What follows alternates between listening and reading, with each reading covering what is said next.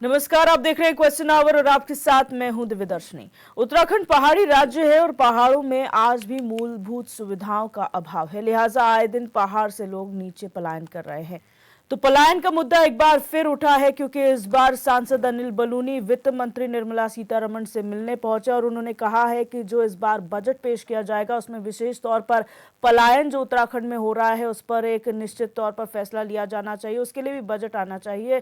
अब पलायन की जो स्थिति है प्रदेश में क्या है, इसी को लेकर चर्चा करेंगे। तमाम मेहमान हमारे साथ जुड़ चुके हैं, उनका इंट्रोडक्शन आपसे करा देते हैं। नवीन पिरसाली जी भाजपा प्रवक्ता हमारे साथ जुड़े हुए हैं, गिरिराज किशोर जी कांग्रेस प्रवक्ता हैं, टीकम राठौर जी यूकेडी प्रवक्ता हैं और जय सिंह रावत जी वरिष्ठ पत्रकार हमारे साथ लाइव जुड़े हुए हैं। आप सभी मेहमानों का चर्चा में स्वागत है। जय सिंह रावत जी, पलायन जब से उत्तराखंड बना है तब से लेकर आज तक पलायन की स्थिति आप क्या मानते हैं, क्योंकि आप बहुत कीनली ऑब्जर्व कर रहे हैं, आपने रिसर्च भी करी है इस मुद्दे को लेकर, क्या स्थिति है इस वक्त? ये पलायन वास्तव में गंभीर समस्या है और देखो पलायन एक तो स्वाभाविक प्रक्रिया है जी। क्योंकि इंसान बेहतर लाइफ के लिए बेहतर जीवन जीना चाहता है। जहां आकर्षण होता है वहां चला जाता है। गांवों में कम आकर्षण होता है, शहरों में ज्यादा होता है, इसलिए चला जाता है। और ये वैश्विक समस्या केवल उत्तराखंड की नहीं, केवल भारत की नहीं, लेकिन उत्तराखंड की कुछ विशेष परिस्थितियां हैं। एक सीमांत प्रदेश है, दूसरा इस तरह और गांव के गांव खाली होते जाएंगे, राष्ट्रीय सुरक्षा का भी सवाल है। और वो जो जमीन एबंडन हो रही है, आप दूसरी जगह मैदान में करते हैं ना, तो एक जगह अगर कोई एक गांव छोड़ के चला जाए, वो जमीन जो है ना बंजर नहीं हो जाती है। यहाँ तो वहां लेंटना हो गया, जंगल हो गए, घरों में जो है वो नेगी जी ने कहा था वो छिपाड़े जो है दौड़ने लग गए, झाड़ियां हुई मकानों के।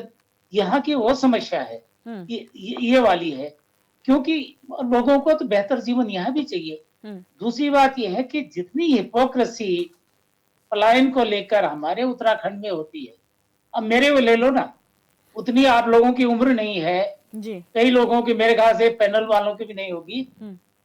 तब से मैं पलायन पर लिख रहा हूँ और खुद पलायन करके देहरादून बैठ गया जी। वो मेरा गांव इंटीरियर वो चमोली गढ़वाल में है। अब मैं देहरादून में सुख सुविधाएं और बड़ा लिखता हूँ, बड़े लेक्चर। यही हमारे नेताओं की भी समस्या है। आप जो पलायन करते हैं, अब क्यों हो रहा है पलायन, क्यों हो रहा है? भाई रोजगार नहीं है, शिक्षा का साधन नहीं है, मेडिकल फैसिलिटीज वहां पर नहीं है, इंफ्रास्ट्रक्चर नहीं है, बेहतर जीवन के लिए नहीं है। नेता लोग अपनी बीवियों को, अपने बच्चों को, भाइयों को, बहनों को पहाड़ से उतार के मैदान में ले आए जी। और बड़े लेक्चर झाड़ते हैं। अरे जब स्कूल मास्टर खाली हो गए, मास्टर वहां जाना नहीं चाहता, डॉक्टर वहां जाना नहीं चाहता, केवल कमाई वाले जो जहां कंस्ट्रक्शन कमीशन मिलती है वो कर्मचारी वहां जाना चाहते हैं। और उनको नीचे कौन लाता है? ये नेता लाते हैं हमारे।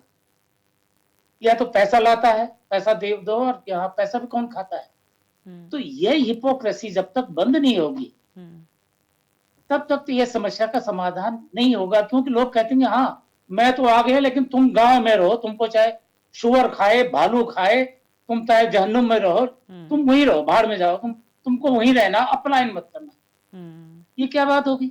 बिल्कुल। तो ये दृष्टिकोण बाकी भी है, कई चीजें हैं अब करने की जरूरत है। अब वो धीरे धीरे धीरे धीरे हो रहा है। पलायन आयोग बना, ठीक है, उससे हमसे कुछ डाटा तो मिला, लेकिन पलायन आयोग खुद पलायन कर गया, पौड़ी में होना चाहिए, नहीं है, बिल्कुल देहरादून आ गया। तो इस तरह से हिपोक्रेसी नहीं है तो इस तरह इससे काम कैसे चलेगा?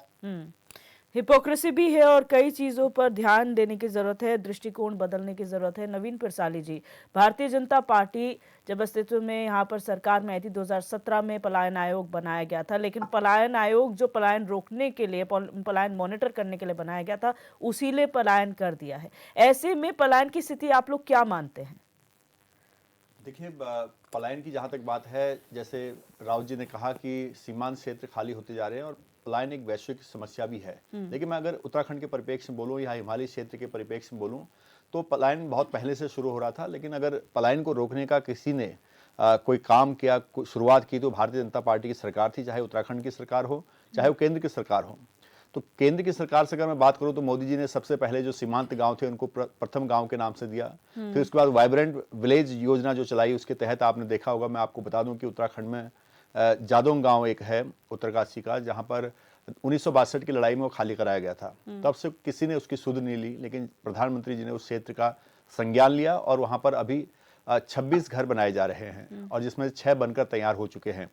तो उस दृढ़ इच्छा के शक्ति के साथ सरकार काम कर रही है। और भी चीजें हैं, चाहे रिवर्स पलायन की बात है, आज भी बलूनी जी अगर फाइनेंस मिनिस्टर से मिले हैं तो हमारी सरकार और हमारे नेता जो है कवायद कर रहे हैं कि किसी तरह से उत्तराखंड के सीमांत गांवों को फिर से वाइब्रेंट बनाया जाए। और इस संदर्भ में सरकार के साथ साथ वहां के स्थानीय लोग भी सहयोग कर रहे हैं। और मैं समझता हूं कि जिस गति और जिस सोच के साथ सरकार आगे बढ़ रही है, और जल्दी ही हम अपने सीमांत क्षेत्रों में जो खाली हो चुके हैं वहां पर दोबारा से लोगों को बसाएंगे और वहां पर वो सारी सुविधाएं देंगे जिनके अभाव की बात अभी जय सिंह रावत जी कह रहे हैं, चाहे वो शिक्षा हो, चाहे वो स्वास्थ्य हो, या फिर वहां पर कनेक्टिविटी का सवाल हो। वहां पर सतर्कता, जागरूकता और सुरक्षा का सभी इंतजाम पुख्ता किया जाएगा ताकि जनता मिलकर, भारतीय सेना के साथ मिलकर हमारी सीमाओं की रक्षा चाक चौबंद हो सके। गिरिराज किशोर जी, बतौर विपक्ष आप लोग आरोप तो बहुत लगाते हैं, लेकिन क्या आप इस बात से इत्तेफाक रखते हैं जो जय सिंह रावत जी ने कहा कि दृष्टिकोण में बदलाव की जरूरत है, हिपोक्रेसी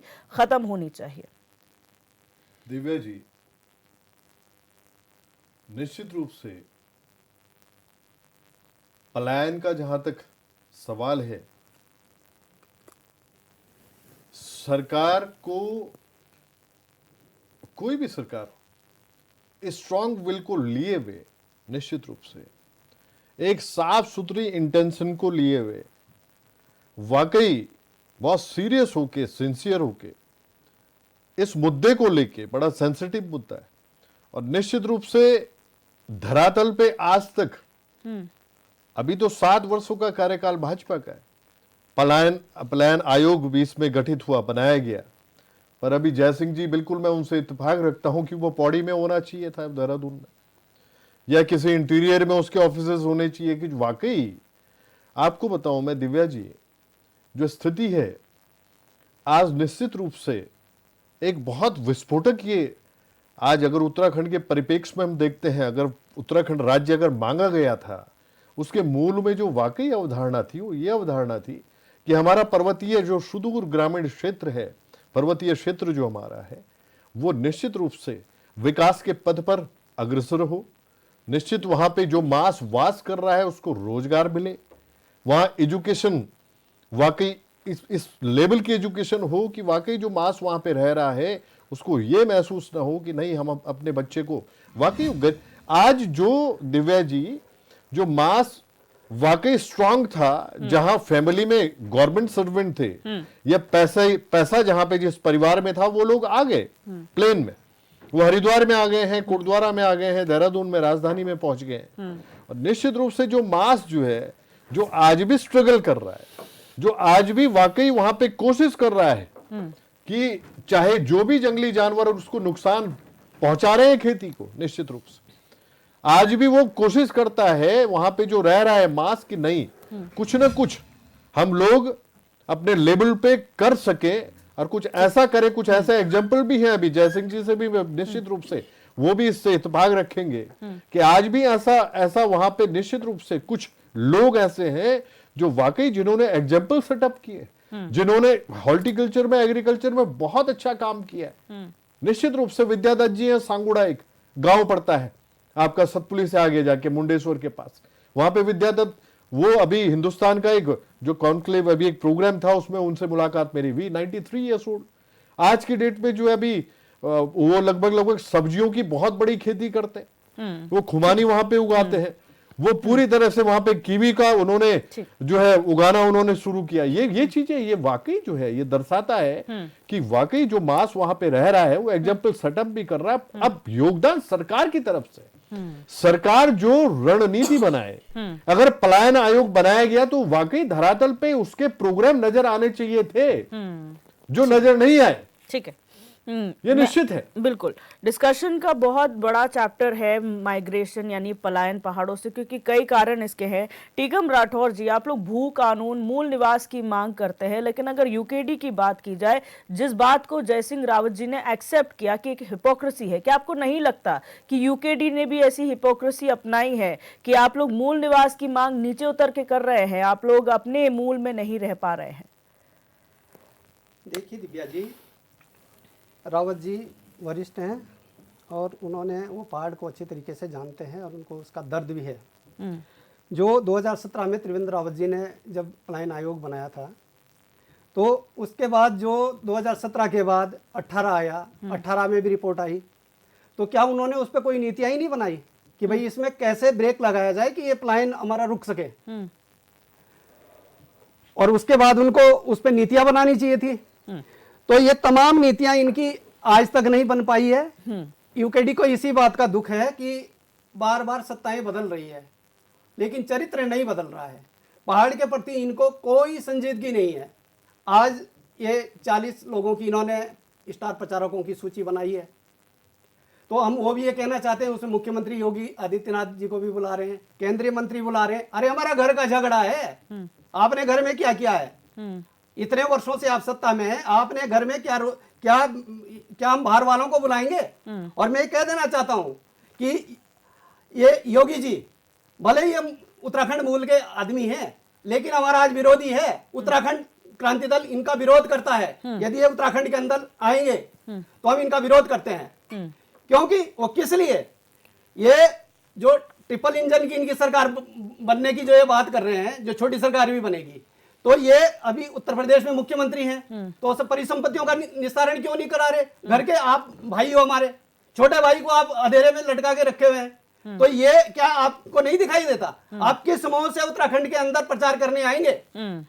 जो हमारे घर की तमाम समस्याएं हैं, अपने जो हमारे मुखिया हैं यहाँ के, उनको हम जैसे भी कर लें वो एक अलग विषय है। और जो योगी आदित्यनाथ जी है, जो धार्मिक परिवेश में हम उनको जानते हैं, उसके लिए हम सम्मान करते हैं, वो अलग विषय है। लेकिन यदि आप प्रचार प्रसार करने के लिए केंद्रीय मंत्रियों की आपको जरूरत पड़ रही है, तो ये सीधे सीधे साफ दिखाई दे रहा है कि इनका जो महकमा है यहाँ पे उत्तराखंड में, वो पूरे फेलियर तरीके पे है। और 7 साल का इनका कार्यकाल निकल चुका है, और 7 साल में ना इन्होंने रोजगार पे कोई ठोस नीति बनाई है, ना शिक्षा में कोई ठोस नीति बनाई है। तमाम ऐसे मुद्दे हैं जो हमारे लघु उद्योगों की, जो जिसकी हम बातें करते थे कि भाई ये जो प्रोसेसिंग यूनिट आएगी, छोटी जो हमारी शाखाएं बनेगी, ये तमाम इनके विजन में नहीं है, दूर दूर तक नहीं है। तो इसलिए इनको दर्द नहीं है और हमें दर्द है। हम जनता से कहना चाहते हैं कि ये निकाय का जो चुनाव है, ये आपके हाथों में है और इनको खदेड़ने का काम करिए और उत्तराखंड क्रांति दल को आप अपना प्रत्याशी मानकर उनको विजयी बनाने का काम करिए, तभी ये उत्तराखंड जल्दी बच सकता है। नहीं तो आप बार बार चिल्लाने का आप लोग कोई काम ना फिर करें। ये 24 वर्ष हो चुके हैं, इसी तरीके से 2-4 वर्ष और भी बीत जाएंगे, और तब ये जो आंकड़े, फर्जी आंकड़े आज ये दिखा रहे हैं, ये जो 2023 में आंकड़ा बढ़ा है, वो इसलिए नहीं बढ़ा है। जब 2021 में कोरोना काल में जब वो यहाँ पे तालाबंदी हुई, लोगों की घर से बाहर नहीं निकल पाए, लॉकडाउन हुआ, तो इसके बाद जो ये बाहर से आए हुए लोग थे, ये लोगों को मजबूरी हो गई, ये जा नहीं पाए, तो ये जो आंकड़ा है वो ये बन रहा है। और इसमें कई और भी बातें हैं जिसके कारण ये आंकड़ा बढ़ता जा रहा है। आपका किसान निधि है, 31 मई 2019 को इनका किसान निधि का हुआ आया, तो लोग देहरादून में रह रहे, छोटे कस्बों में रह रहे, लेकिन किसान निधि का लाभ कहाँ ले रहे? पहाड़ों का ले रहे। ठीक है। तो ये तमाम जो ये सब मंथन करने की जरूरत है। और हम सरकार से कहना चाहते हैं कि यदि आपको उत्तराखंड को बचाने की इतनी चिंता है, तो पलायन पे बिल्कुल ठोस नीति बनाइए। समस्याएं हो सकती है, लेकिन ऐसा कोई आपका आधार नहीं है कि आप उसको बचा नहीं सकते। यदि आप बुनियादी तौर से बचाने की और अच्छे दिल की मंशा से आप बचाने की कोशिश करेंगे, तो सब कुछ हो सकता है। बिल्कुल। नवीन पिरसाली जी, अच्छी नियत, अच्छी मंशा की बात की जा रही है। जाहिर सी बात है, सरकार किसी की भी हो, मंशा गलत नहीं होती है, लेकिन उसको कैसे धरातल पर उतारा जाए ये बहुत महत्वपूर्ण होता है। जब से पलायन आयोग बना है, खुद पलायन आयोग ये मानते हैं कि यहाँ पर जो इंटर रीजन जो पलायन हो रहा है वो ज्यादा, यानी कि एक गांव से दूसरे गांव शिफ्ट हो जाना या डिस्ट्रिक्ट हेडक्वार्टर में शिफ्ट हो जाना, क्योंकि वहां पर जो है मूलभूत सुविधाएं नहीं है, कहीं पर शिक्षा के अभाव में, कहीं पर स्वास्थ्य के अभाव में, कहीं सड़कें नहीं है, लोगों को पलायन करना पड़ता है। तो ऐसे में क्या वो जगह प्रायोरिटी नहीं हो जाती है सरकार के लिए? अन्य कामों के साथ साथ प्रायोरिटी वो जगह जहां पर से पलायन हो रहा है। देहरादून में विकास कीजिए, पर वहां पर जरूर कीजिए जहां से पलायन हो रहा है। जी दिव्यदर्शन जी, आपने सही कहा। मैं अभी दोनों सम्मानित भाइयों को सुन रहा था, कांग्रेस के भी, यूकेडी की भी। कांग्रेस के भाई भी बोल रहे थे कि दूर सुदूर पहाड़ों में कीवी की खेती हो रही है, और भी खुमानी की खेती हो रही है, नई प्रकार की खेती हो रही है। अभी राठौर जी भी बोल रहे थे कि मतलब ये 2023 में आंकड़ा बढ़ गया है और किसान निधि गांव-गांव तक मिल रही है। तो ये इस अपने आप में ये प्रूव होता है कि हमारी सरकार संजीदा है इन मामलों में, और पलायन को रोकने के लिए तभी जाके वो चीज़ें वहाँ पर हो रही हैं। मैं ये बात करूँ कि पलायन अगर एक गांव से, छोटे गांव से बड़े गांव में आने को पलायन नहीं बोलते हैं। अगर श्रीनगर हमारा बड़ा शहर है, वहाँ पिथौरागढ़ शहर है, अल्मोड़ा शहर है, ये पहाड़ों के शहर हैं। अगर कोई आसपास के व्यक्ति इन शहरों में आकर बसते हैं तो वो पलायन नहीं कहा जाएगा, क्योंकि कभी भी अगर आप विश्व स्तर पर भी देखेंगे तो जब कॉलोनियाँ बनती हैं जहाँ पर और ज़्यादा डेवलपमेंट है, वहाँ पर एक प्लानिंग होती है, और उस प्लानिंग के आधार पर उसको लोगों को बसाया जाता है, और सारी जनता को एक साथ करने का प्रयास इसलिए किया जाता है कि जब जनता थोड़ा ज़्यादा मात्रा में होती है तो वहाँ पर काफ़ी सारी सुविधाएं देने के लिए आसानी होती है, और वहाँ पर विद्यालय भी खोले जा सकते हैं, वहाँ पर हॉस्पिटल भी खोले जा सकते हैं। तो इसी प्रकार से काफ़ी शहरों में जो छोटे छोटे टाउन हैं पहाड़ों के, वहाँ पर जनता आई है, और उनकी सुविधा का, सुख सुविधा का ध्यान रखा जा रहा है। लेकिन नवीन जी, एक क्षेत्र का कैरिंग कैपेसिटी भी होता है कि वहां पर कितने लोग रह सकते हैं। ऑलरेडी आपके एक क्षेत्र में जो है जनमानस बसा हुआ है, और दूसरे क्षेत्रों से अगर पलायन होता है तो वहां की कैरिंग कैपेसिटी में फर्क पड़ता है। ऐसा एक जोशीमठ का भी एग्जाम्पल हम लोगों ने देखा है। ऐसे में क्या आप लोगों को लगता नहीं कि एक ही जगह सारा चीजें फोकस कर देना, जो आपने कहा कि आसानी होती है हर चीज एक ही जगह पे प्रोवाइड करवाना, तो वो चीज इस पॉइंट ऑफ व्यू से बदली नहीं जा सकती? नहीं, मैंने कहा एक पॉइंट नहीं है, पहाड़ों में सैकड़ों पॉइंट हैं जहाँ पर लोग आके रह रहे हैं। एक पॉइंट नहीं है पहाड़ में। अगर मैं बात करूँ कि कर्णप्रयाग, रुद्रप्रयाग, श्रीनगर, उसके ऊपर इधर की तरफ जोशीमठ, अलग अलग हैं, उत्तरकाशी है, बहुत सारे पॉइंट्स हैं, और वहाँ पर जनता रह रही है, और जनता सारी सुख सुविधाएं ले रही है।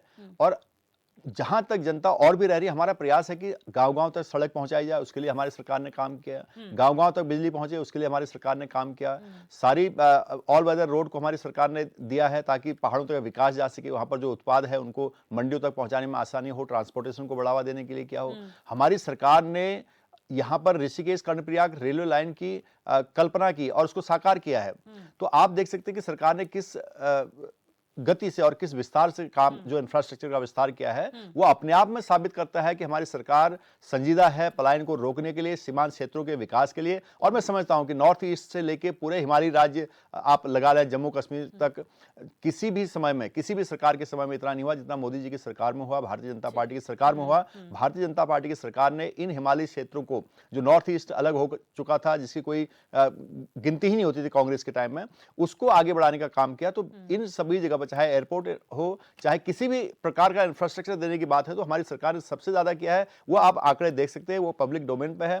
तो कह सकते हैं कि हमारी सरकार ने हर तरह से पलायन को रोकने का प्रयास किया है, और भी कई सारे शहरों को डेवलप किया जा रहा है। भविष्य की नीति है, पलायन आयोग की नीति के हिसाब से मास्टर प्लान बनाए जा रहे हैं, कुछ बने हुए हैं, तो उन शहरों के भी आगे खाके बन रहे हैं। तो धीरे धीरे आप देखेंगे कि हम पूरी तरह से इसको रोकने में कामयाब होंगे, और पहाड़ों तक रोजगार पहुंचाने के लिए हमारी सरकार प्रयासरत है।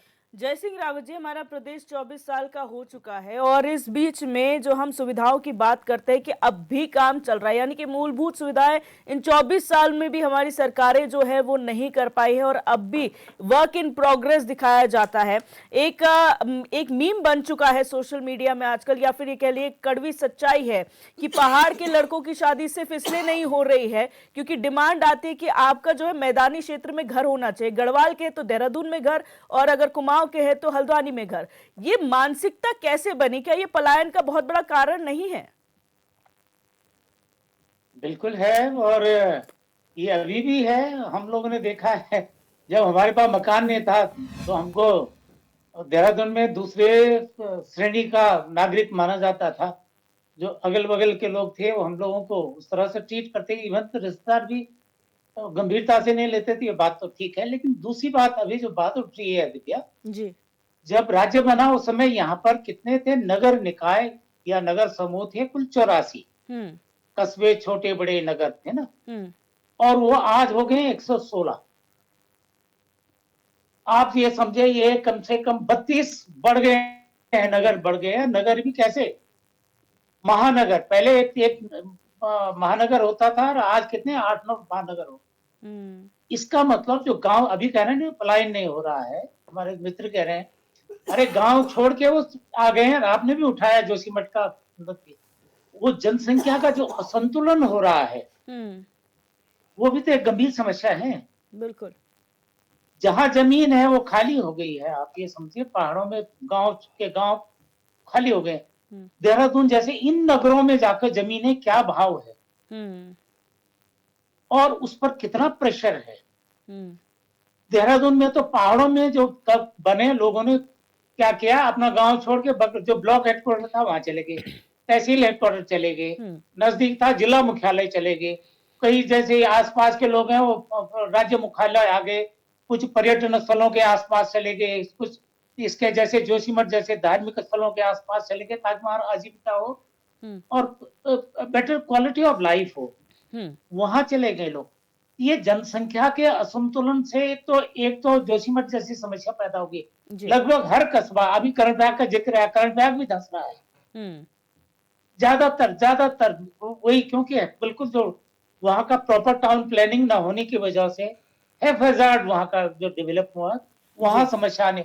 दूसरी तरफ ये गांव देखो कि जिन गांवों का भूमि उपयोग नहीं हो पा रहा है, उस जमीन का रह गया।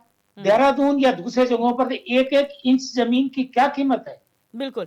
जय सिंह रावत जी, मैं आपको सर रोकना चाहूंगी यहाँ पर एक छोटे से वक्त का ब्रेक वक्त हो चला है और यहाँ पर आगे भी आपसे जानकारी चाहेंगे कि पलायन एक विस्तृत टॉपिक है जिस पर जितनी चर्चा की जाए उतना कम है, लेकिन जानना जरूरी है आखिर वजह क्या है। आप बने रहे हमारे साथ। ब्रेक के बाद आप सभी का एक बार फिर से स्वागत है। लगातार चर्चा कर रहे हैं, प्रदेश में पलायन आज भी एक अहम मुद्दा है, क्योंकि सांसद अनिल बलूनी वित्त मंत्री के पास पहुंचे, उनसे मुलाकात की। उन्होंने कहा एक विशेष बजट की जरूरत है उत्तराखंड को पलायन के लिहाज से, और वो कितना सही है कितना गलत, इसी पर चर्चा हो रही है। जयसिंह रावत जी अपनी बात पूरी करें सर। हाँ, जहां तक सवाल है, बलूनी जी बहुत प्रयास करती है, इसमें दो राय नहीं है, सबसे एक्टिव है, लेकिन इस तरह से पलायन नहीं रुकता है। पलायन रुकना है तो पहले तो जितने नेता है, चाहे वो बीजेपी के हैं, कांग्रेस के हैं, किसी भी पार्टी के, उनको अपना माइंडसेट बदलना चाहिए और हिपोक्रेसी छोड़ देनी चाहिए। और ज्यादातर हिपोक्रेसी होती है, इंक्लूडिंग मी। मैंने आपसे पहले शुरू में ही कह दिया था कि मैंने बहुत लिखा है, बहुत भाषण करता हूँ, अब मैं गांव छोड़ के यहाँ बैठ गया हूँ। तो ये बात है। देखिए कि इसकी गंभीरता देखो, जब हम शुरू में राज्य बन रहा था उस समय एक स्टडी कर रहा था जमीनों के बारे में, उसमें 7.5 लाख हेक्टेयर के आसपास कृषि की जमीन थी उत्तराखंड में, और आज के तारीख में वो 5 लाख हेक्टेयर के आसपास रह गई है। और अभी मैं देख रहा था इसका ये आपका सूचना इसका विभाग, स्टैटिस्टिक्स विभाग की जो वो तो सांख्यिकी देख रहा था, उसमें जो गोले बने हुए रहते हैं, उसमें बता रहे हैं कि 4% है बोया गया खेत। 13% बताते थे, 13% प्रचारित हो तो 4% है। इसका मतलब खेती कहाँ होती है? गांव में तो होती है। तो कहाँ चले गए वो खेत? और इधर बता रहे हैं साहब कि यहाँ तो हमारे जंगल हो गए 71%, लेकिन जो एक्चुअल जो फॉरेस्ट है, फॉरेस्ट का वह 65% है। वो बाकी जो जंगल बन रहा है वो कौन है? बिल्कुल, वो झाड़ियां वगैरह कौन? इसका मतलब जो हमारे गांव थे वो तो जंगलों में वो तब्दील हो रहे हैं। और यहाँ नदी किनारे शहरों में ये सीमेंट कंक्रीट, यहाँ के जो खेती बाड़ी जो बासमती के खेत थे, दूसरे खेत थे, वहां कंक्रीट के जंगल उगे हैं। तो ये जनसंख्या का असंतुलन, पलायन के साथ जनसंख्या का असंतुलन भी एक गंभीर समस्या है। ठीक है। मैंने कहा ना ये स्वाभाविक है, लेकिन इतना ज्यादा हो जाए, इतना ज्यादा नगरीकरण, अर्बनाइजेशन उत्तराखंड में हो रहा है, और जो अर्बनाइजेशन हो रहा है वो हैफेजार्ड है, टाउन प्लानिंग नहीं है, न होने की वजह से क्यों ढाल पे जो उनकी कैरिंग कैपेसिटी उस कस्बों की है नहीं, वो पहाड़ की ढाल पे बने हुए हैं, वो खिसक रहे हैं। तो वो भविष्य की है। तो ये गंभीर मुद्दे हैं, इनको सोचना चाहिए कि हमारे जो अब एक पॉजिटिव काम किया सरकार ने, जिसकी भी सरकार ने किया, ये होम स्टे वाली बात कर रहे हैं ना, ये अच्छी बात है। लोग गांवों में जाएंगे, गांव की तरफ आकर्षण करेंगे। दूसरा ये जरूरी है कि पंचायती राज, हमको पंचायती राज को पूरा, जितने 29 विभाग है मतलब जो ग्राम सरकार है, पंचायती राज में ग्राम पंचायत तो ग्राम सरकारी तो है, ठीक है, तो वो सरकार को अधिकार जब तक नहीं दिए जाएंगे, उस आकर्षण से भी लोग अभी तक तो कई क्या करते हैं कि अपनी पत्नियों को कोई लड़ाते हैं, कोई किसी को लड़ाते हैं, देहरादून में रहते हैं, कोटद्वार में रहते हैं, रामनगर में रहते हैं, पहाड़ों में वो चुनाव लड़ने चले जाते हैं। लेकिन अगर सचमुच पूरे अधिकार ग्राम पंचायतों को मिलेंगे, ब्लॉकों को मिलेंगे, तो लोग वापस रिवर्स पलायन हो सकेगा।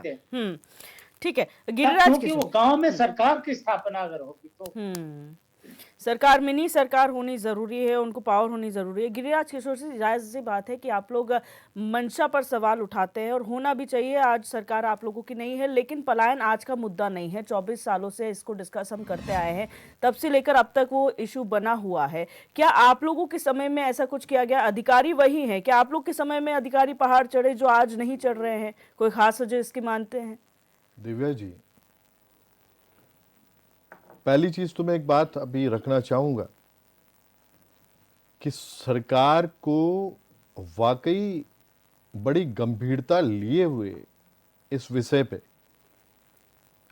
और अगर वो पर्वतीय क्षेत्र की बार बार हम बात रखते हैं, आखिरी ग्रामीण जो आखिरी पायदान पे जो ग्रामीण बैठा हुआ है उसको फैसिलिटीज पहुंचे, उस तक विकास पहुंचे, विकास से अछूता ना रहे, निश्चित रूप से अगर ये डिस्कशंस होती हैं तो इसमें सरकार की गंभीरता होनी, स्ट्रॉन्ग विल जो बार बार मैं कहता हूं, वो होना बहुत जरूरी है। और निश्चित रूप से आपको मैं बताऊं कि अगर सरकार वाकई, अगर आज मैं अभी प्रवक्ता महोदय, मैं बड़ा सम्मान करता हूं नवीन फरसाली जी का, भाजपा के प्रवक्ता हैं, अभी जो बात रख रहे थे रेलवे लाइन की, ऑल वेदर रोड की भी वो बात कर रहे थे। आप स्वयं देखिए, ठीक है ये सारी चीजें सेंट्रल का विषय है, लेकिन स्टेट प्लान से आपके इम्प्लीमेंटेशन जो प्रोग्राम हो रहे हैं पर्वतीय क्षेत्र में, निश्चित रूप से कितने कारगर हैं। अगर रिवर्स प्लान की हम बात करते हैं, वाकई एक मास ऐसा है जो दिल्ली में एक छोटी मोटी नौकरी कर रहा है, पहाड़ का जो व्यक्ति है, वो अपना भरण पोषण केवल कर पाता है उस सैलरी में 15,000, 20,000, 25,000 में। अगर वाकई उसको रोजगार परक अगर योजनाएं अगर उसको यहां दी जाए, और गंभीरता लिए हुए विषय है दिव्या जी, निश्चित रूप से जब तक सरकार गंभीर नहीं होगी, जय सिंह जी तो इतने बढ़िया तरीके से बड़ी छनी हुई बातें वो रखते हैं, वो इतनी बड़ी बात रख गए कि भाई मैं स्वयं में देहरादून में रह रहा हूं, लेकिन नहीं जय सिंह जी, आपकी जो सोच है, आपका जो इतना साफ जो दृष्टिकोण है, निश्चित रूप से जो बातें आप यहां रख रहे हैं डिबेट में, ये वाकई बहुत निश्चित रूप से एक ट्रांसपेरेंसी लिए हुए ये डिस्कशन हो रहा है। और आपके जो जितने भी वो है सजेशंस है, एडवाइजेज है, निश्चित रूप से सरकार को उसको पूरी तरह से उस पर इनिशिएटिव लेना चाहिए। और आज दिव्य दर्शनी जी, अगर वाकई हम हॉर्टिकल्चर पे बात करते हैं, हम फ्लोरिकल्चर पे बात करते हैं, फिशरी पे बात करते हैं, पहाड़ी निश्चित रूप से अगर पहाड़ की जो एग्रीकल्चर है, खेती पे बात करते हैं, आपने भी एक सवाल किया कि आपके राज्य में क्या हुआ। 12 और 17 के बीच में निश्चित रूप से जो रणनीति थी हम लोगों की, उस समय कांग्रेस पार्टी ने पूरी तरह से, अगर मैं एक एग्जाम्पल आपके सामने रखता हूं दिव्य दर्शनी जी, उसको आप सुनिएगा। चंद्रशेखर भट्ट एक डीएम हुआ करते थे, डिस्ट्रिक्ट मजिस्ट्रेट पौड़ी, वो बाद में कुमाऊं के कमिश्नर भी बने। एक दिन टेलीफोनिक 12 और 17 के बीच में जब सरकार थी, मेरी जब बात उनसे हुई तो उन्होंने कहा, हिंदवान जी 500 किलो मंडवा, 500 किलो झंगोरा मैंने इकट्ठा करवाया इंदिरा अम्मा भोजनालय के लिए पौड़ी में। आप स्वयं सोचिए, उन्होंने फिर बताया कि मैंने ब्लॉक स्तर पे ब्लॉक्स को मैंने निर्देशित किया, उन्होंने इकट्ठा किया है पूरा। लेकिन मुझे स्वयं में बड़ा अच्छा लगा, मैंने कहा भाई साहब इसके अलावा, बोले नहीं, एक रणनीति इसमें आपकी सरकार की जो थी वो कारगर सिद्ध हो रही है कि आपने खरीद मूल्य तय किए, दालों के, पहाड़ी दालों के, आपने झंगोरे के, मंडुए के आपने खरीद मूल्य तय किए, और निश्चित रूप से अगर वो पैसा उसको मिल रहा है किसान को, तो वो उगा रहा है उन चीजों को वाकई। और निश्चित रूप से आज हमारे पास पहाड़ में वाकई, अभी जो जय सिंह जी जो बात रखे, दिव्य दर्शनी जी, एक बात माननी पड़ेगी, जो हमारे पास इतनी फर्टाइल लैंड हुआ करती, फर्टिलिटी थी, फर्टाइल लैंड थी वाकई, अगर खेती उसमें इतनी खेती होती थी, आप स्वयं सोचिए, जब गांव भरे हुए होते थे आज से 20 और 25 और 30 साल पहले, तो हमने स्वयं में देखा है गांव में कि किस हिसाब से खेती होती थी, लेकिन भरपूर अनाज होता था। से कहा कांग्रेस ने एमएसपी दी, यहाँ पर कांग्रेस ने बहुत कुछ किया, खेती के लिए किया, हॉर्टिकल्चर के लिए किया, लेकिन जो आंकड़े हैं, इंटरनल सर्विस कई संस्थाओं ने भी किए हैं, उन्होंने जो आंकड़े जारी किए, जो 2001-2011 के सेंसस के हिसाब से मैं बता रही हूँ, उसमें जो पहाड़ी जनपद है वहां से पलायन तो हुआ ही 2008 के और 18 के बीच में 5,02,717 यानी 17 लोग वहां से पलायन कर गए। तो इस टाइम ड्यूरेशन में तो आपकी भी सरकार थी, फिर उतना होने के बाद फिर भी पलायन क्यों हुआ? एक बात मैं रखना चाहूंगा, ये बातें जो मैंने रखी अपने 12 और 17 के बीच के कार्यकाल की, निश्चित रूप से हम लोग इम्प्लीमेंटेशन की तरफ गए थे। हमने उस किसान की चिंता की थी, हमने कुछ विलेज टूरिज्म की मैं बार बार जो बात करता हूं, निश्चित रूप से उस तरफ हम आगे बढ़े थे। हम हाइजीन करने का काम कर रहे थे गांव को, और वाकई उस हाइजीन वाले परिवेश में कुछ आपको करना नहीं है। पुराने परिवेश में जो घर हैं, वाकई एक ऐसी प्लानिंग को लेके आया जाए। सरकार अभी भी 7 साल से शासित है भाजपा, बार बार बातें होती हैं पलायन पे, लेकिन अगर सिंसियर और सीरियसली अगर सरकार उतरती है, और निश्चित रूप से करण महाराज जी के नेतृत्व में कांग्रेस पार्टी अभी भी सरकार को चेताने का काम करेगी, जगाने का काम करेगी कि आप विलेज टूरिज्म की तरफ जाए।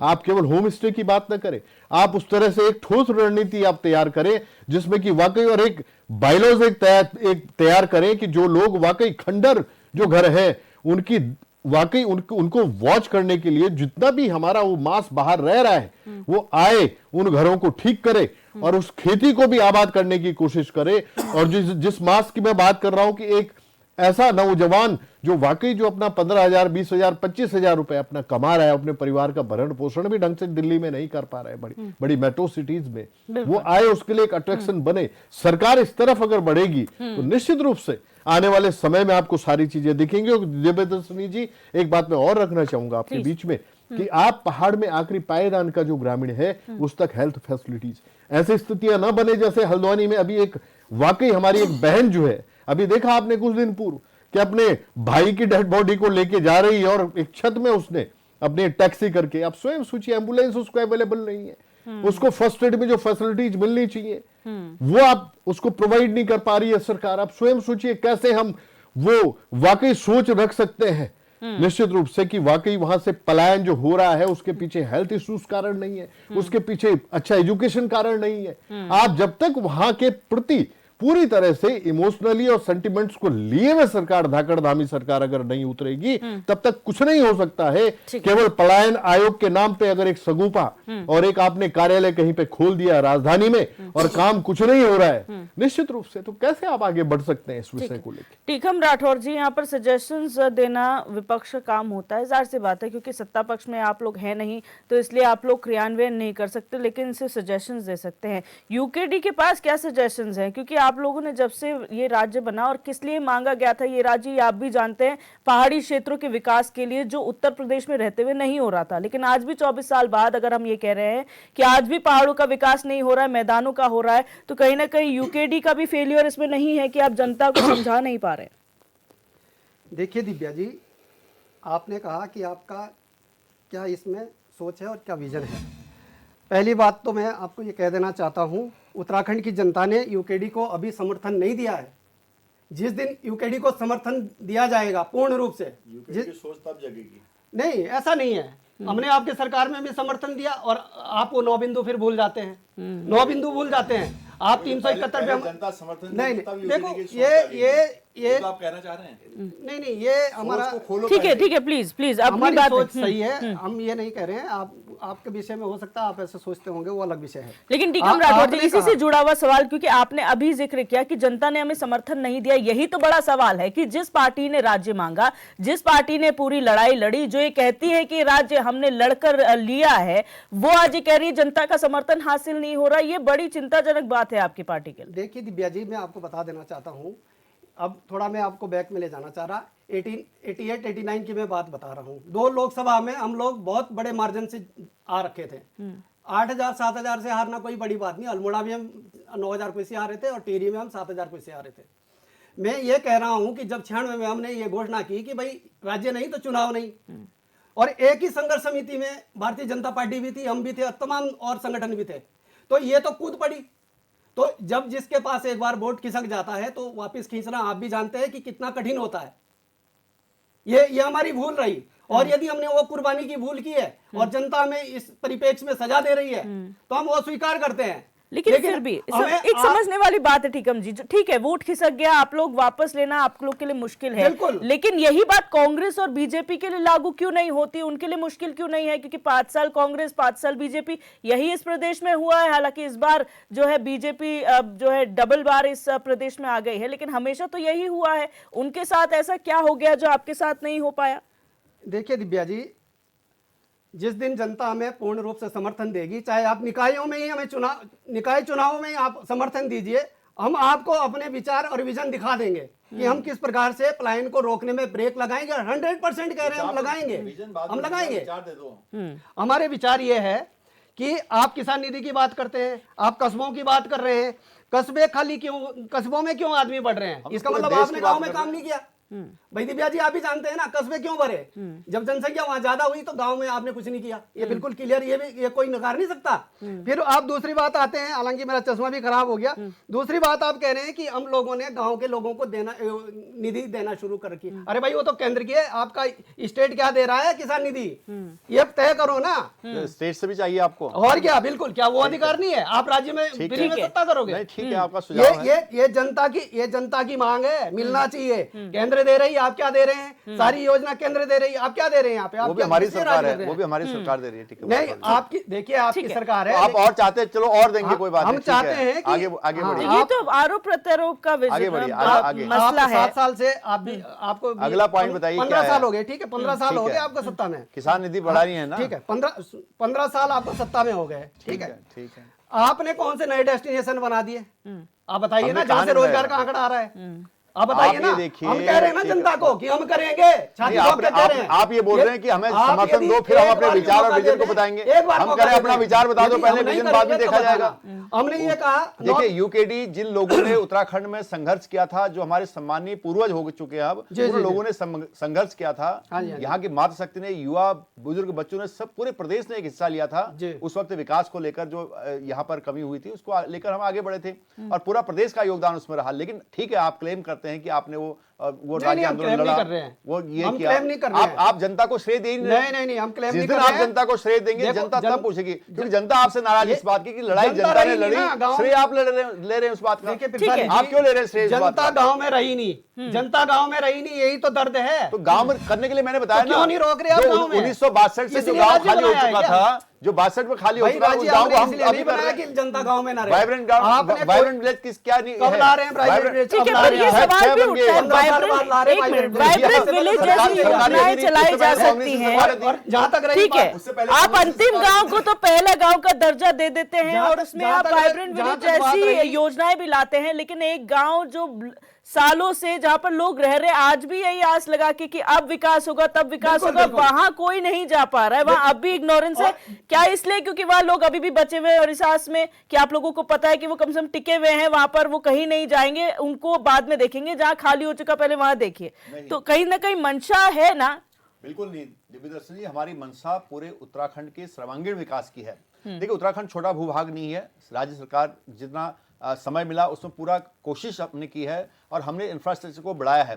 कहीं कहीं अगर कोई गांव छूटा है तो मैं फिर भी ये कहना चाहता हूं कि मुख्यमंत्री जी लगातार जिस प्रकार से कार्य कर रहे हैं और उनको चिंता है कि सभी हर घर तक सड़क पहुंचे और हमारा प्रयास है कि हर गांव तक सड़क पहुंचे।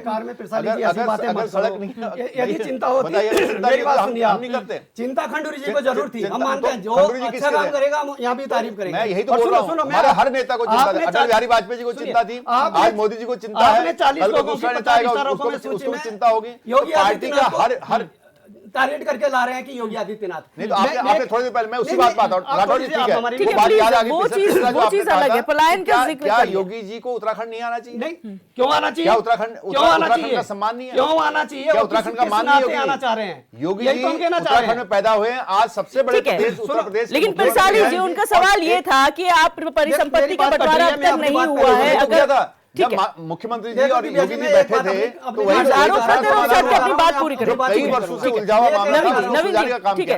जिस प्रकार से योगी आदित्यनाथ जी को दर्द है उत्तराखंड का, यदि उसके नाते आना चाहते हैं तो यहाँ बने ना मुख्यमंत्री।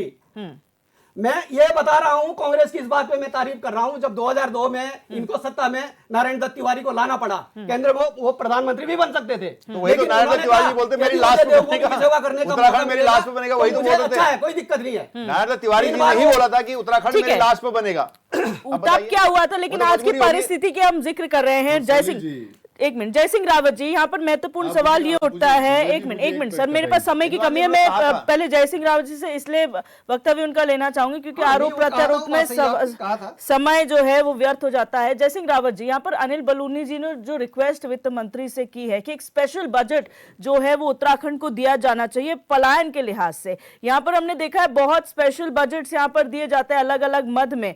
तो क्या आपको लगता है पलायन के लिए एक स्पेशल बजट दे देने से यहाँ का पलायन रुकेगा या इसका कोई सोल्यूशन हो सकता है? देखिए, खासकर पॉलिटिकल पार्टीज अपना ही बखान करती हैं। उत्तराखंड को स्पेशल बजट 1967 से मिल रहा है। जब उत्तर प्रदेश में भी था हम्म। तो पर्वतीय विकास के नाम से भारत सरकार की तरफ से स्पेशल बजट आता था। जी। क्या पलायन रुका? हम्म। आज आज आज आज जब अलग राज्य बन गया है, स्पेशल बजट क्या होता? कितना बजट था? 4,000 5,000 करोड़ का बजट था जब राज्य बना। हम्म।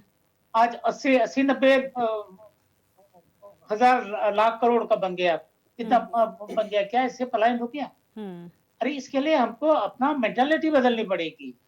गांव के तरफ आकर्षण बढ़ाना पड़ेगा। हम्म। उसको कुछ सांस्कृतिक जो पक्ष है उसका वो भी करना पड़ेगा। हम सांस्कृतिक प्रदूषण हो रहा है। जो वहाँ की जो जमीन है, अब आप देखो गेहूं का आटा कितने का है शहरों में? 30-25 रुपए किलो। अगर मडुए कितना है? 40-50-60 रुपए किलो। वही झंगोरा की है। तो जी। वो वहाँ की चीजें इतनी महंगी बिक सकती हैं। दूसरी बात, आप हॉर्टिकल्चर की बात कर रहे हैं कि होना चाहिए हिमाचल की तरह, उस पे होना चाहिए। कैसे हो जाएगा? केवल 1300 कर्मचारी हैं हॉर्टिकल्चर डिपार्टमेंट में, और वो भी सारे जितने थे उनके जो नेता लोग थे, जो पैसे वाले थे, वो मुझसे सब मैदानों में ले आए, पहाड़ में खाली हो गए। कौन करेगा हॉर्टिकल्चर की बात करते हैं, वही कृषि की बात हो रही। तो ये सारी हिपोक्रेसी है, इससे नहीं चलेगा। अगर करना है तो सिंसियरली चाहिए। पहाड़ के लिए कुछ रिपोर्ट दी है उन्होंने, मुझे लगता है उसका प्रचार भी नहीं होता है। ये पलायन आयोग में दी है, कुछ रिपोर्ट दी हैं उन्होंने, उनके सजेशंस हैं। पहले वो भी पलायन करके, लेकिन सजेशन दिए हैं उन्होंने, इसमें दो राय नहीं है। क्या है वो सजेशन? क्या सरकार ने पढ़े हैं वो? क्या सरकार ने वो रिपोर्ट किसी इम्प्लीमेंटेशन लेवल के या पॉलिसी मेकर्स को दिए हैं वो? ये जो हमारा जो पहले नीति आयोग पर योजना आयोग हो गया था, वो अब कुछ और उसका नाम याद ही नहीं हो पा रहा है। जी। अरे उसका नाम बदलने से प्लानिंग होगी? गांव के लिए क्या प्लानिंग कर रहे हैं आप? तो ये सारी चीजें हैं। पूरा सोच हमको, आम आदमी को भी, मैं भी कह रहा हूँ, मैं कर रहा हूँ। आप अभी हम स्कूलों की बात कर रहे हैं। हमारे मास्टर जो है खुद वहां नहीं जाते हैं, अपने बच्चों को सरकारी स्कूलों में नहीं पढ़ाते हैं। बिल्कुल। जहाँ नौकरी करते हैं, जहाँ भारी भरकम तनख्वाह जहाँ मिलती है, अपने बच्चे नहीं पढ़ाते वहां। जिनको ओपिनियन मेकर होना चाहिए था, जिनको इस समय लोगों को जगाना चाहिए था, वो लोग हैं। हम पत्रकार, मैंने अपने बता दिया ना। बाकी सारी चीजें हम इस मामले केवल हिपोक्रेसी कुछ दिखावा करते हैं, खाली कुछ भी बोलो, नारे लगाते जाओ। दूसरा एक अभी मुद्दा आया यूकेडी का। सॉरी टू से, यूकेडी की हरकतों की वजह से आज यह स्थिति। अगर यूकेडी यहाँ मजबूत होती तो बात कुछ और होती। बिल्कुल। उत्तराखंड की लड़ाई यूकेडी ने लड़ी, यूकेडी के नेतृत्व में लड़ी गई, इसमें दो राय नहीं है। उसके त्याग तपस्या की वजह से। लेकिन तुमने विजन क्या दिया? तुम पॉलिटिकल लड़ाई क्या लड़ी है आपने? ठीक है सर, मेरे पास समय की कमी, मैं आपने आप ही से राजनीतिक फाइनल लड़ाई तो कमेंट लड़ी। की शुरुआत करूंगी। सर, आप ही से फाइनल कमेंट पहले लेना चाहूंगी। फाइनल कमेंट में क्या कहेंगे? मैं ये कह रहा हूँ कि हमें पलायन तो गंभीर मुद्दा है। पलायन की वजह से पहली बात तो जनसंख्या का असंतुलन हो गया। कहीं अत्यधिक ज्यादा होगी वहां की कैरिंग कैपेसिटी, कहीं तो खाली हो गया। तो उससे क्या हो गया कि वहां की जमीन का कोई उपयोग नहीं हो पा रहा। और ये जमीन ही सबसे ज्यादा काम की चीज है, लाइफ सपोर्ट है। उस जमीन का इस्तेमाल होना चाहिए। दूसरा जो आपका ग्राम सरकार को मजबूत किया जाना चाहिए। गांव की तरफ आकर्षण बढ़ेगा तभी जैसे कल्चरल एक्टिविटीज होंगी, जैसे विलेज टूरिज्म की इन्होंने बात कर दी। जो विलेज जो प्रोडक्ट हैं उनकी तरफ से धीरे धीरे हो रहा है, उनको ताकि लोग गाँवों में आए और गाँव में रहें, कहेंगे और गाँव में शिक्षा का प्रॉपर हो, स्वास्थ्य की बात प्रॉपर हो, वहाँ नेटवर्किंग हो, इंफ्रास्ट्रक्चर ठीक ठाक हो, तो तब लोग रहेंगे। क्यों आना चाहेंगे गाँव में? ठीक है। गिरिराज जी बहुत शॉर्ट में फाइनल दिव्या जी, भाजपा एक बात अभी लेके आई, फरसाली साहब, तिवाड़ी जी का कार्यकाल, जो भी उन्होंने अपनी तरफ से बात रखी, अरे भाई तिवाड़ी जी ने 2002 और 7 के बीच का जो काल था, निश्चित रूप से उसको मैं रीढ़ मानता हूं उत्तराखंड के लिए। फरसाली साहब, उन्होंने इंफ्रा देने का काम किया है, निश्चित रूप से रोडों का जाल जो उन्होंने दिया, उन्होंने जो है शेड्यूल जो दिया है, उसको कहीं भुलाया नहीं जा सकता है। उनके कार्यकाल में 2 और 7 के बीच में फरसाली साहब शिक्षा विभाग में 31,000, सुनिएगा, सुनिएगा, 31,000 एम्प्लॉइज, 31,000 शिक्षकों की नियुक्ति हुई है। यह ऐतिहासिक विषय है, सुन लीजिएगा, 2 और 7 के बीच में। तो फरसाली साहब, पलायन आयोग पे आज बात हुई, निश्चित रूप से सुनिएगा, फरसाली जी, आपको सिंसियरली सरकार को 7 वर्षों से शासित है भाजपा, अब सीरियसली पूरे स्ट्रॉन्ग विल के साथ धाकड़धामी सरकार को वाकई ग्राउंड पे उतरना चाहिए। जितनी योजनाएं हॉर्टिकल्चर के, विलेज टूरिज्म की, हमने जितनी एग्रीकल्चर की, पहाड़ से रिलेट करती हुई पारंपरिक खेती की जो बात हमने रखी है, करण महाराज जी के नेतृत्व में हम लोग आपको जगाने का प्रयास करेंगे, निश्चित रूप से चेताने का प्रयास करेंगे। ठीक है, ठीकम राठौर जी शॉर्ट में फाइनल कमेंट। देखिए दिव्या जी, हम तो यही कहेंगे कि जनता को हमें मौका देना चाहिए, और ये नहीं बचा पाएंगे उत्तराखंड को। हमारा दिवाकर बट खराब हो गया तो इसका मतलब पूरा ये कांति दल पूरा खराब हो गया।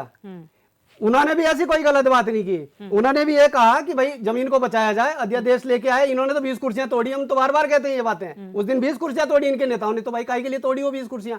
यदि जमीन को बचाया जा रहा था तो वो तो अच्छी बात कर रहे थे ना। खंडूरी जी ने कहा जेब में रख लो इस्तीफा, मेरी सरकार भी चली जाएगी, ये उनके वक्तव्य है, और वो भी जिंदा है, आप पूछ सकते हैं।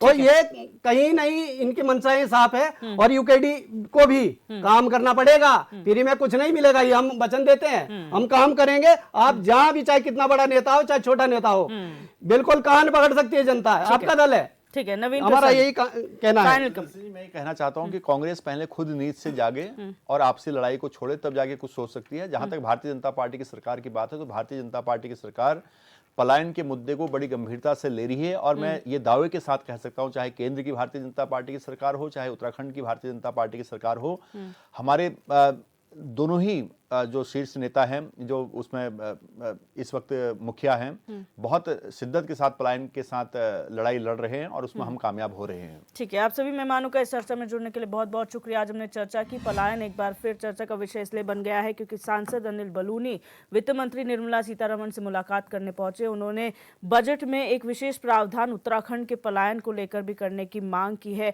अब उन्होंने आश्वासन जरूर दिया है वित्त मंत्री ने कि ऐसा होगा, लेकिन क्या एक विशेष बजट दे देने से पलायन की समस्या रुकेगी? मंशा गलत नहीं होती है, लेकिन जरूरत है क्रियान्वयन की और एक माइंडसेट, विजन बदलने की। वो देखना होगा कि उससे कितना हद तक पलायन जो है इस प्रदेश में कम होगा। बहरहाल क्वेश्चन आवर में मेरे साथ बस इतना ही। आप देखते रहिए HNN 24/7, जुनून सच दिखा।